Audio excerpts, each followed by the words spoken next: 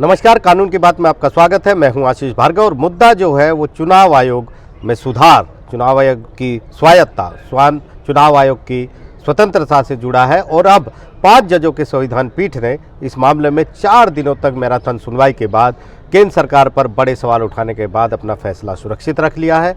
Supreme court का ये संविधान पीठ अब तय करेगा कि क्या चुनाव आयोग के मुख्य चुनाव आयुक्त और चुनाव आयुक्तों की नियुक्ति जो है कोलिजियम की तरह किसी स्वतंत्र निकाय से कराई जाए, ऐसी व्यवस्था की जाए, और चुनाव आयोग की स्वायत्तता के लिए क्या कदम उठाए जाए, इन पर तमाम अब सुप्रीम कोर्ट का एक बड़ा आदेश आएगा। 5 जजों का संविधान पीठ है। 5 जजों के संविधान पीठ में जस्टिस के.एम. जोसेफ अगुवाई कर रहे हैं, justice Ajay Rastogi, justice Aniruddha Bose, justice Rishikesh Roy और जस्टिस सी.टी. रवि कुमार की ये बेंच है जो लगातार 4 दिनों तक मामलों की सुनवाई करती रही, केंद्र सरकार पर बड़े सवाल उठाए।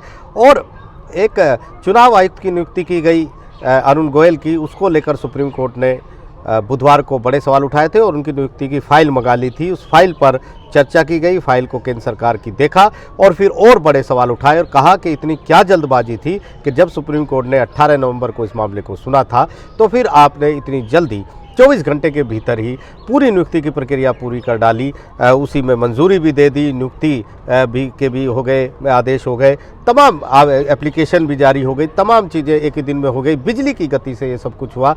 ये बेंच ने कहा कि इतनी सुपर फास्ट चलने की क्या ज़रूरत थी, आप आराम से भी ये काम कर सकते थे, और ख़ासतौर पर जब सुप्रीम कोर्ट इस मुद्दे की सुनवाई कर रहा था। इसके अलावा और बड़े सवाल पूछे हैं, नियुक्ति की प्रक्रिया पर फिर सवाल उठाए हैं। कहा है कि कानून मंत्री ने किस तरह से ये 4 नाम चुने, किस तरीके से ये मानदंड बनाए गए कि इन लोगों को सिलेक्ट करना चाहिए। क्या इससे ये साबित नहीं होता है कि जी हजूरी यानी यस मैन को सरकार चुनना चाहती थी? क्या इससे ये पता नहीं चलता है कि सरकार ने अपने मनपसंद मनमर्जी चलाने के लिए ऐसे व्यक्ति को चुना? इसके अलावा ये भी सवाल उठाए गए कि मैकेनिज़्म क्या है इसके पीछे, किस तरीके से ये नियुक्तियाँ होती हैं। Justice KM. जोसेफ ने ये भी कहा कि जब संविधान निर्माताओं ने ये एक नियम बनाया था कि 6 साल सीसी का कार्यकाल होना चाहिए, और उनकी ये भी सोच थी कि 6 साल चुनाव आयुक्त का भी कार्यकाल यानी इसी का भी कार्यकाल होना चाहिए, तो ये किस तरह से पॉसिबल है? आप एक रिटायर होने वाले ब्यूरोक्रेट को, नौकरशाह को चुनते हैं और उसके बाद उन्हें चुनाव आयुक्त बना देते हैं, और उन्हीं चुनाव आयुक्तों में से ही एक मुख्य चुनाव आयुक्त चुना जाता है। तो ऐसे में ये कैसे संभव है कि वो 6 साल का कार्यकाल पूरा करे? ये हो नहीं सकता है। ये बड़ी बात उन्होंने कही है। इसके साथ साथ शॉर्ट लिस्टिंग पर सवाल उठाया है कि जब डेटाबेस में इतने सारे अफसर होते हैं तो फिर इन 4 नामों को कैसे चुना कानून मंत्री ने? उन 4 नामों से क्या देखा गया? हालांकि अटॉर्नी जनरल कह रहे थे कि ये जन्म तिथि के रिटायरमेंट डेट के हिसाब से चुना जाता है और एक पारदर्शी प्रक्रिया है। जो सरकार को लगता है कि ये अच्छे लोग हैं, ये चुनाव आयोग के लिए सक्षम लोग हैं,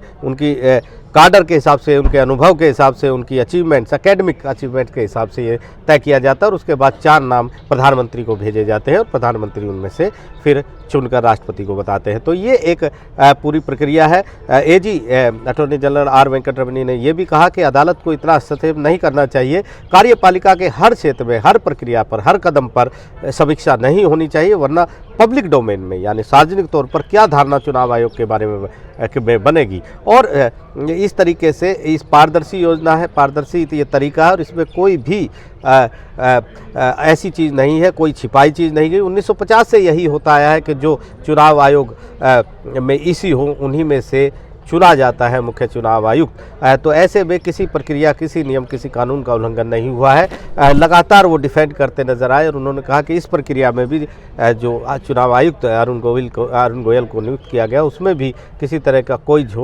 कोई नियमों का पालन नहीं है। लेकिन सुप्रीम कोर्ट ने फिर एक बार साफ कहा कि ये जो प्रक्रिया है, जो मानदंड है, उस पर जो तर्क सरकार दे रही है, उस तर्क पर ना तो उसे वाजिब लग रहे हैं, ना ही उसे इस तरीके से लग रहा है कि इनमें कोई आधार है। वो अब भी इस बात से सरकार के इस तर्क से संतुष्ट नहीं है कि जिस तरीके से चुनाव आयुक्तों की नियुक्ति होती है वो बिल्कुल पारदर्शी प्रक्रिया है, और इस प्रक्रिया में किसी बदलाव की ज़रूरत नहीं है। सुप्रीम कोर्ट पहले भी कह चुका है कि इसमें इस मामले में CJI को शामिल किया जा सकता है, चीफ जस्टिस ऑफ इंडिया, मुख्य न्यायाधीश को शामिल किया जा सकता है, ताकि कोलिजियम की तरह ये हो जाए और कम से कम जजों की नियुक्ति की उपस्थिति ये धारणा भी जाएगी और ये विश्वास भी होगा कि नियुक्तियां बिल्कुल सही तरीके से होती हैं। सुप्रीम कोर्ट ने बड़ी टिप्पणियां भी सरकारों पर की है कि किस तरीके से चाहे यूपी हो चाहे एनडीए हो, सरकारें सीईसी का कार्यकाल कम रखती हैं ताकि उनको कमज़ोर रखा जा सके। लेकिन ये बड़ी बात उन्होंने कही कि सीईसी जो है वो ऐसा होना चाहिए जो बेस्ट मैन हो, सर्वश्रेष्ठ व्यक्ति हो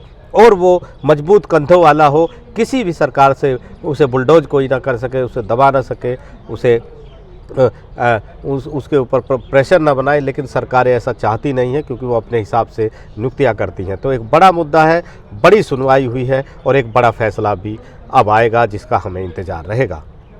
नई दिल्ली से आशीष भार्गव, एनडीटीवी इंडिया।